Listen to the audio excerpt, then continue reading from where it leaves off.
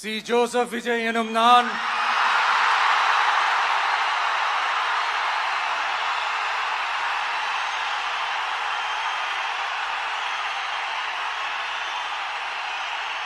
சட்டப்படி அமைக்கப்பெற்ற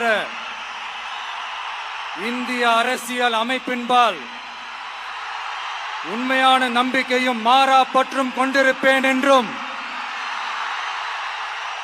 இந்திய நாட்டின் ஒப்பில்லாத முழு முதல் ஆட்சியையும் ஒருமையையும் நிலை நிறுத்துவேன் என்றும்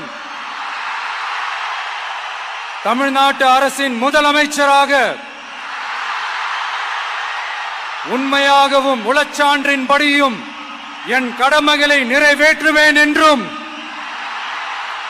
அரசியல் அமைப்பிற்கும் சட்டத்திற்கும் இணங்க அச்சமும் ஒருதலை சார்பும் இன்றி விருப்பு வெறுப்பை விலக்கி பலதரப்பட்ட மக்கள் அனைவருக்கும் நேர்மையானதை செய்வேன் என்றும் ஆண்டவன் மீது ஆணையிட்டு உறுதிமொழிகிறேன்.